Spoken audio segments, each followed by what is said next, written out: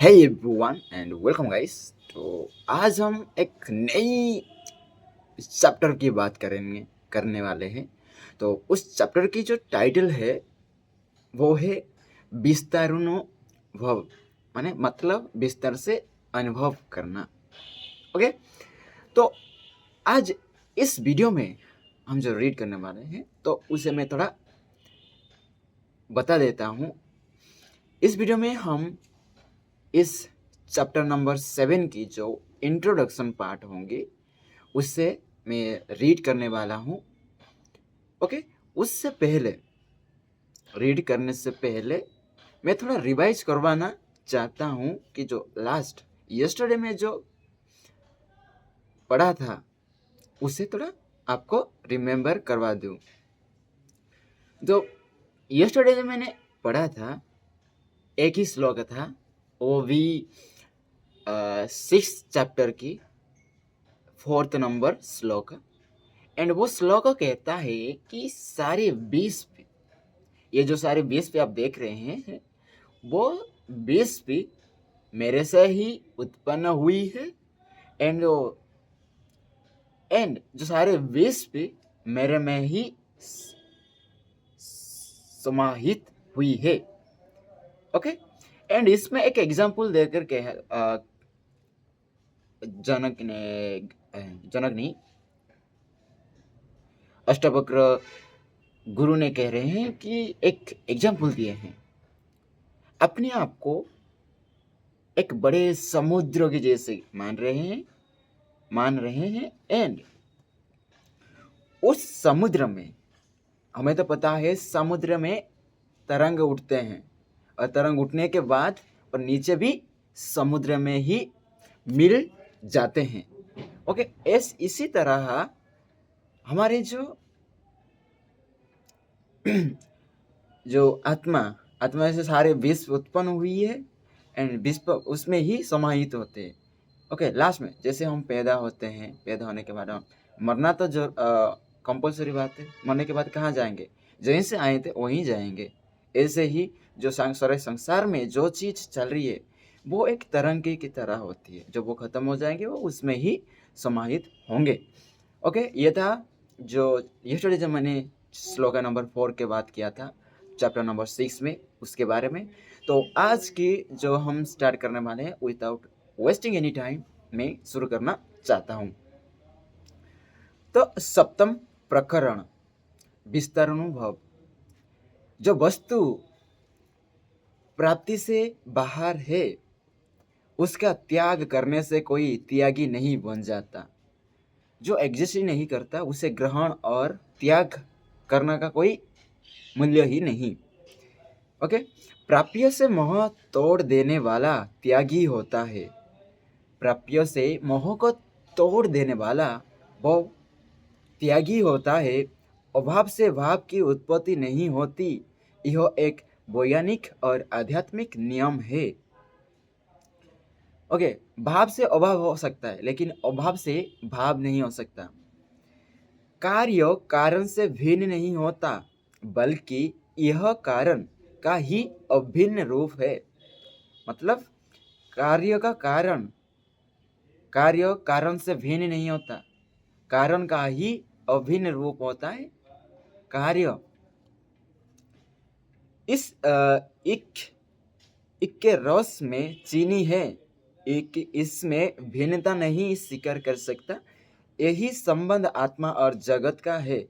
राजा जनक के अनुभवों का विस्तार हो रहा है। वे आत्मादर्शी हो गए हैं और तरह तरह के शब्द से अपने अनुभवों को अभिव्यक्ति दे रहे हैं। निराकार, विराटता विराटता और निश्चलता का अनुभव। ओके, इस वजह इंट्रोडक्शन है कि जो चीज़ हम त्याग करना, जो चीज़ हम प्राप्त नहीं कर सकते उस चीज़ को हम कैसे त्याग कर सकते हैं। एंड जो प्राप्य से मोह तोड़ देने वाला होता है, प्राप्य से मोह तोड़ देने वाला होता है उसे हम रियल का त्यागी कहते हैं, सचमुच का। एंड अभाव से भाव उत्पन्न नहीं होती, भाव से अभाव उत्पन्न होती है। एंड और एक वैज्ञानिक और आध्यात्मिक नियम है। एंड कारण कार्य से उत्पन्न होती है, कार्य से, लेकिन कार्य कारण से उत्पन्न नहीं होती। ओके, ये भी लिखा गया है। जैसे कि और एग्जाम्पल दिया गया है कि जिस तरह ईख के रस में चीनी होता है, एंड हम चीनी को हम उसमें से ईख से हम अलग नहीं कर सकते, एक ही होते हैं। उसी तरह आत्मा और जगत का संबंध उसी तरह है, तो उसे हम अलग नहीं कर सकते। ओके, एंड उसके बाद एक श्लोका है। हमें पता है, मैं जितना भी चैप्टर्स को मैं रीड किया था, उस चैप्टर की शुरुआत में एक श्लोका होता है। सब चैप्टर की शुरुआत में एक श्लोका होता है। वो श्लोका सारी जो चैप्टर की बात ना एक संकीर्ण रूप से कह देती है। ओके, तो इसमें भी एक श्लोका है, तो उसको मैं पढ़ना चाहूँगा कि मयंत तमाहंबध्य जगदीक्षिः स्वभावतः उदेतु वास्तव माया तो न मे वृद्धिर्निचक्ष्यति। मुझ अनंत महासमुद्र में विश्व तरंग रूप में सहज उत्पन्न होता है और सहज ही विलीन हो जाता है। इस प्रक्रिया में ना मुझे कोई लाभ होता है और ना हानि होता है।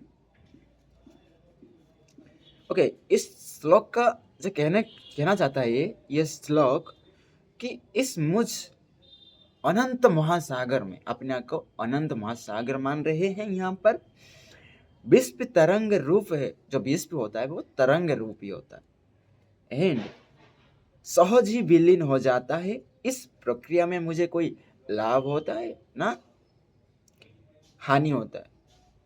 ओके, एंड नेक्स्ट चलते हैं। एक पेज है जो मैं पहले जब पढ़ा इस वीडियो में, पहले जब पढ़ा उस पहले का ही थोड़ा ज़्यादा एक्सप्लेनेशन। ओके, गुरु ने लय को उपदेश किया तो शिष्यों ने आत्मसात कर लिया। जो भी हो तत्काल हो तो प्रभावी होता है। गुरु शिष्य एकाकार हो रहे हैं, एकात्मा हो रहे हैं। परस्पर संवाद ने संकोच दूर कर दिए हैं।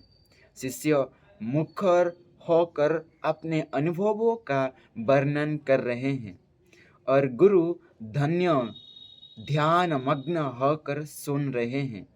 शिष्यों ने दृढ़ता के से स्वीकार कर लिया है कि उसने लय को प्राप्त कर लिया है। वह सचेत भी हो गया है, विकारों को पहचान लिया है। जब तक रोग के कारण की पहचान न हो तब तक उपचार संभव नहीं। ओके, जब तक एक कारण ही हमें पता नहीं चलता उससे क्या माने उस प्रॉब्लम की किस कारण पता नहीं चल जाता, तब तक हम उस का प्रॉब्लम की हम सॉल्यूशन ढूंढ ही नहीं सकते।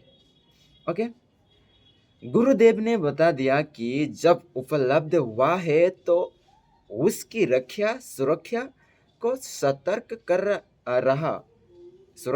सतर्क रहा।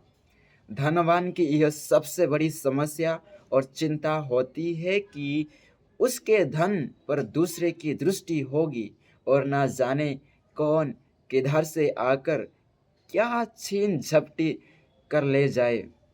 चोर उच्चक्य की पहचान भी तो नहीं। सदगुरु ने यह समस्या भी हल कर दी है। उन शत्रुओं के चिन्ह लक्षणादि से उनकी पहचान बता दी है, जिन्हें शत्रु से सतर्क रहने में सुविधा रहती है। अन्न छीनने तो चुप कर भी बाहर कर जाते हैं।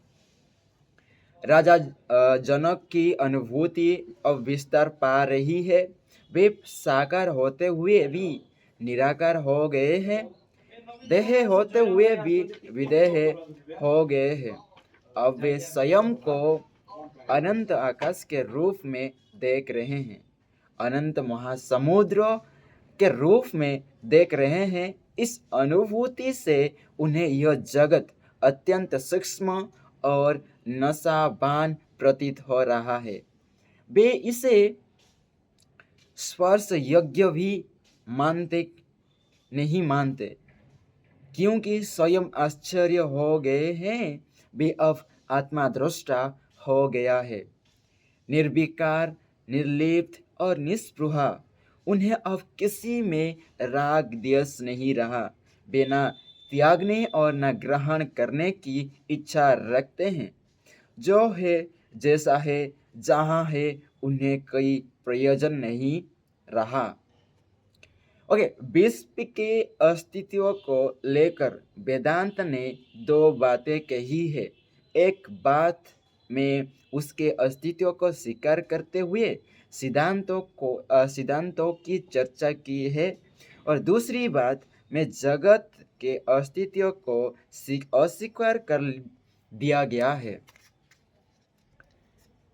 अष्टावक्र भी अपनी बात को कई तरीके से कहकर शिष्य को ज्ञान के विभिन्न कणों से परिचित करा रहे हैं। पहले लय की बात कही तो जगत के अस्तित्व को सिद्ध किया, क्योंकि लय तो तभी आवश्यक है जब व्यवधान है। व्यवधान भी तभी है जब कोई बाधापूर्ण तत्व है। फिर ऋषिवर यह भी कहते हैं कि जब जगत उत्पन्न ही नहीं हुआ तो उससे भय कैसा, अलय कैसी। आदि शंकराचार्य ने तो 3 शताब्दियों द्वारा दर्शन की मूलभूत प्रश्न का विश्लेषण करते हुए पारमार्थिक रूप से जगत के मिथ्यात्व की बात की है। व्यवहारिक सत्ता में जगत के अस्तित्व को स्वीकार किया है, तो पारमार्थिक सत्ता में इसे अस्तित्वहीन माना है। अष्टावक्र इस उहापोह को का भी निवारण कर रहे हैं। राजा जनक का अनुभव विस्तीर्ण हो रहा है। वह सब महा समाप्त हो गए हैं और अद्वैत ने पूरी तरह चित्त को आलोकित कर दिया है। जब ब्रह्म और भ्रांति समाप्त हो जाते हैं तो परम शांति का अनुभव होता है। फिर स्पष्ट हो जाता है कि जो भी दृश्यमान है वो उस अदृश्य से उत्पन्न होकर उसी में विलीन हो जाता है, जो कि तू ही है। यही अग्रहण व त्याग की स्थिति आती है। संसार में एक जीव की दूसरी जीव से संबंध को दो स्पष्ट स्थितियां है। एक है मेरा और एक है मेरा नहीं। मेरा स्वार्थ और अहम का सूचक है, मेरा नहीं में त्याग की भावना निहित है। परंतु यह मेरा नहीं लोमड़ी के अंगूर कट्ठे है और अनुभूति जैसा नहीं होना चाहिए। जब वस्तु प्राप्ति से बाहर है, उसका त्याग करने से कोई त्यागी नहीं बन जाता। प्राय से मोह तोड़ देने वाला त्यागी होता है। अभाव से भाव की उत्पत्ति नहीं होती। यही एक वैज्ञानिक और आध्यात्मिक नियम है। कार्य कारण से भिन्न नहीं होता, बल्कि वह कारण का ही अभिन्न रूप है। इक इक के रस में चीनी है, इक इसकी भिन्नता नहीं स्वीकार कर सकता। यही संबंध आत्मा और जगत के बीच में है। राजा जनक के अनुभवों का विस्तार हो रहा है। वे आत्मदर्शी हो गए हैं और तरह तरह के शब्द से अपने अनुभवों को अभिव्यक्त दे रहे हैं। निराकार, विरटता और निश्चलता का अनुभव। ओके, आज जो मैं रीड किया था, this is the introduction of the chapter number 7।